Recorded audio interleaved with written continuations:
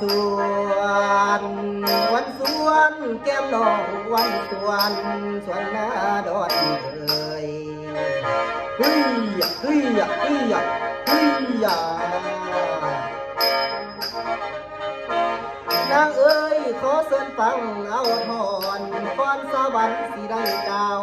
ถึงสาวลาวถูกสั่งสันมาฟังบันมอนสิดาเฮ้ยเฮ้ยเฮ้ยเฮ้ย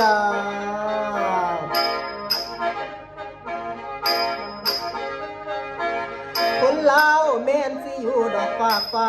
หรือฟ้าแผ่นดินสูงแม่นคนลาวเศร้าพุดอันดังเดียวดอกกันนี้เฮ้ยเฮ้ยเฮ้ยเฮ้ย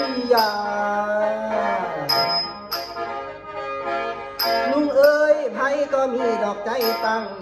วางเอาตนเป็นส้นผมคือโพไซอันใหญ่กว้างให้คนสนดังเราเฮ้ยเฮ้ยเฮ้ยเฮ้ยใครก็เอาดอกใจเข้าในสิ้นทำเป็นที่เพิ่ง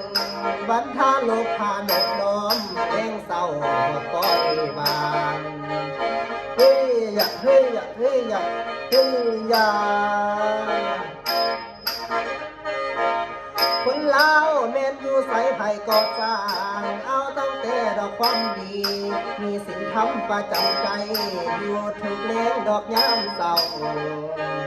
เฮ้ยเฮ้ยเฮ้ยเฮ้ย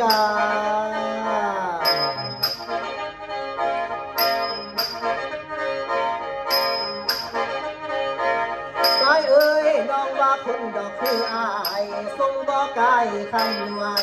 ขอห้ามนั้นหัวแล้วอยากกะทำแล้วบ่ดี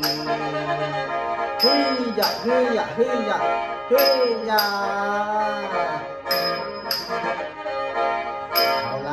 สิโจก่อนไปซ้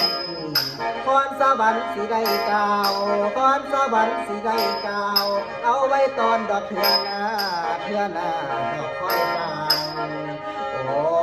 ละนอ